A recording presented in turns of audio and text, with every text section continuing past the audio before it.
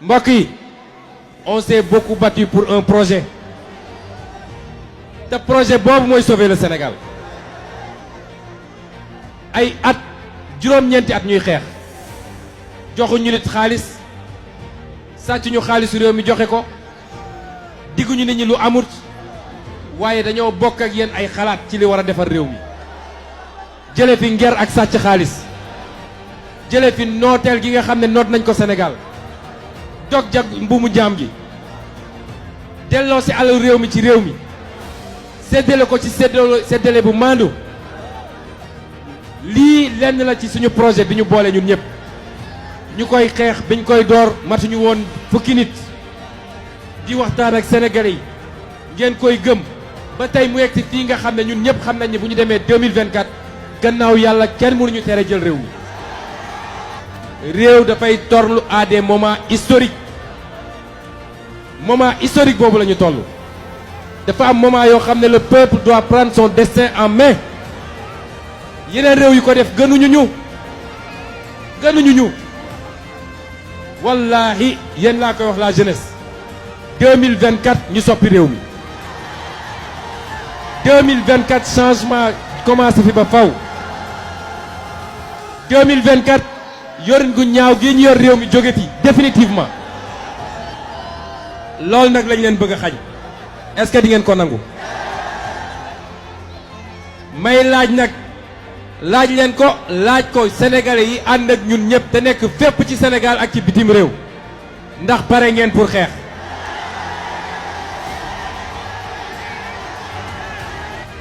bii paa xeex bi suñ ko tàmbale amatul dellu gannaaw te du jeex lu dul Macky Sall abal nañu.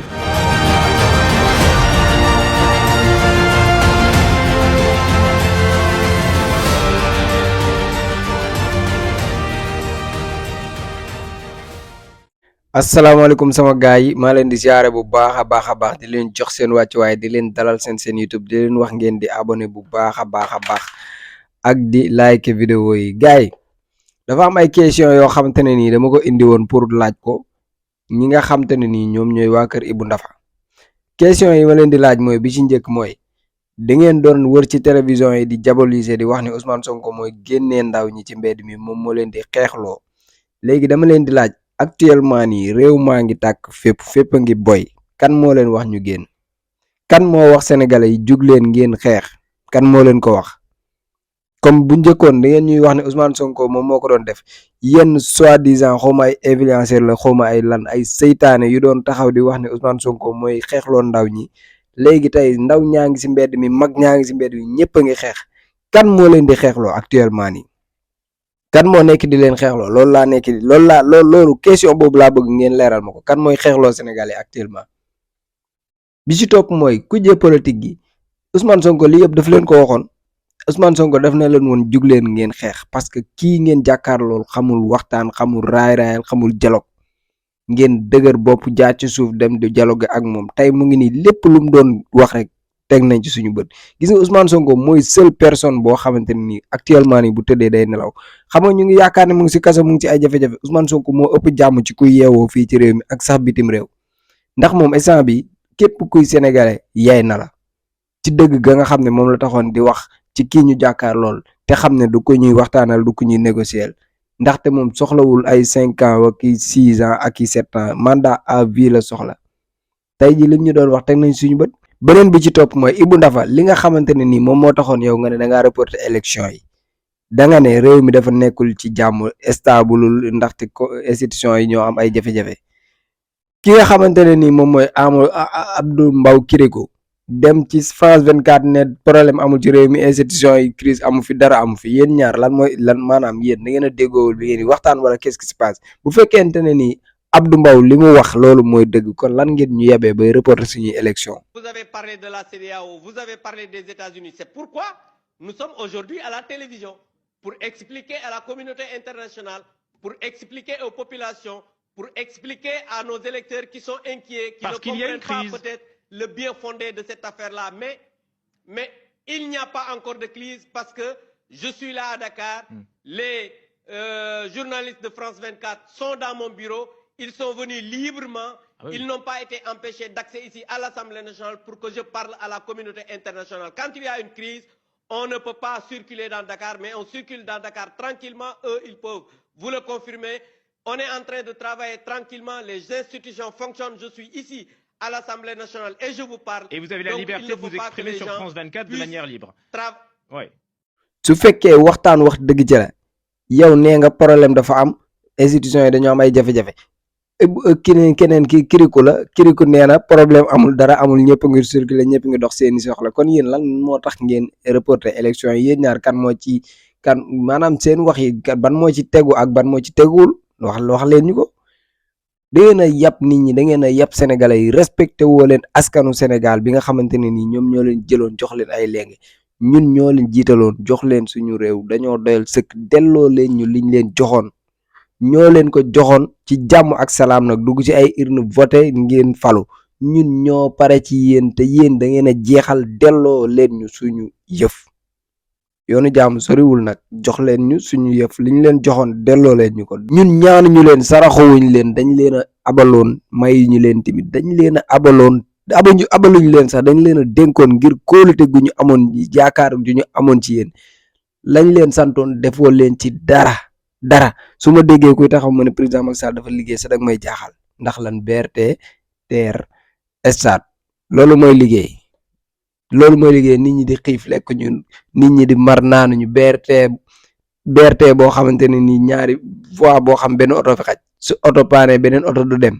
loolu mooy liggéey teer boo xamante ne nii am na ñoo xamante ne ñu ngi juddoo ci réew mi yaroo fi màgg fi ba teer bi pare ba léegi mosuñoo sax teg ba teer bi waxuma la ak di si yéeg xam nga kon teer bi dafa am ñu muy amal njëriñ ak ñu mu amalul njëriñ am na ñoo xam mosuñu yéeg ci teer bi te teer bi ba pare léegi lu mu gàtt mu ngi waaj a mat 3 ans wala mu mat ko mosuñu cee yéega parce que fa teer ba nekk maanaam pour ñu jugee fii dem ba foofa di ko jëli ji pour dem fañ bëgg a dem daanaka sax bu ñu tàllalee dañuy dem fañ soxlaa dem même bu ñu jëlee sax cag-cag dañuy dem nga defar ñu ko ca àll ba ñëw fii di ñu wax te loo xamante ni ñun moomuñu ko dañ koy fay bor bu ñuy fay la ay ati at suñuy doom sax ñun mën nañoo ñëw di fay bor bi ngeen ñuy wax ne dafa liggéey quoi après ngeen ñëw sa mandat jeex nga bëgg ñëw forcer sa bopp di ñu yow nit koo xam ne yow ñi ngay jiite doyal nañ yow nga lànk de yow bëgg ne forcer yow yaa ñuy jiite demal nga bàyyi ñu suñu réew si jàmm geen demal nga dem si jàmm demal si jàmm quoi nga bàyyi ñu suñu réew. mais di leen wax ne maa ngi ànd ak Serigne Moustapha Mbacke di seetu Serigne Abdou Lahad Mbacke di ñaankat boobu nga xam ne lépp lu jëm ci wàllu ngóore yàlla may na ko ci tawfeex ku am jafe-jafe bu ni mel rek da ngay jokkoo ak moom ci numéro téléphone boobu. nga réew mi yéex yàgg dool ay élection koy defar dool wate dool wàcce kenn dool yéegal kenn yéex yàgg révolution rek ko koy defar amul leneen lu mun a defar Sénégal lu mooy révolution. L'esclave qui n'est pas capable d'assumer sa révolte ne mérite pas que l'on s'apitoie sur son sort. Cet esclave répondra seul de son malheur s'il se fait des illusions sur la condescendance suspecte d'un maître qui prétend l'affranchir. Seule la lutte libère. Aux frères et sœurs africains, l'heure de notre révolution a sonné. N'acceptons plus ces petits présidents comploteurs, toujours à la solde de quelqu'un, mais jamais au service de leur peuple. Partout en Afrique doit souffler un vent nouveau de liberté, de démocratie, de souveraineté. Le 21e siècle doit être africain et siffler le réveil du phénix endormi depuis trop longtemps. La pauvreté de l'Afrique est une pauvreté voulue, calculée et préméditée. Parce que la pauvreté de l'Afrique, ça soulage beaucoup l'Occident. Et c'est criminel. C'est de l'esclavage. Voilà pourquoi j'aime écouter des jeunes frères comme Kémy Séba, comme Nathalie Yang, comme Ousmane Sanko. On peut ne pas être d'accord avec tout ce qu'ils disent, mais ce qu'ils disent est vrai. L'Afrique est devenue un continent d'esclaves. Nos enfants qui vont se noyer, pourquoi? Ils viennent se livrer en esclavage en Europe. C'est de l'esclavage. waaye bu fekkee nii lañ koy jeexalee Abdoulaye Wade jeexalewu ko nii nu mu tuddati Abdou Diouf jeexalewu ko nii Senghor jeexalewu ko nii Macky Sall bu fekkee nii nga ko bëgg a jeexalee doo ko fekkee mukk man maa la koy wax bul ko jeexalee nii la démocratie Sénégal ko moom à l'époque coloniale y avait une démocratie dama ne billahi wallahi ku ci noppi da nga am lanteeg sa borom da nga am lanteeg ñoñ réew mi xeeb nañ niti diine yi ci seen noppi xeeb nañu ñëpp ci seen noppi réew mi yëpp nag ñi daan yëngatu di génn di manifester léegi lépp a ngi ne tekk ñëpp a ngi ne tekk dajalee jox la pouvoir boobu ku la neex tëj ku la neex nga jàpp ak num la neexee xam ngeen ne li Macky Sall di def du dëgg guddi du dëgg bëccëg nañ ko wax ca kaw billaahi suñ ko waxul dañ ko rëcc maa waxoon juróomi at maa ko tekki sénégalais yi lu leen neex xam naa leen gëmuñu dara il faut que ñu weddi ko lépp lu mu waxoon teppi na ko.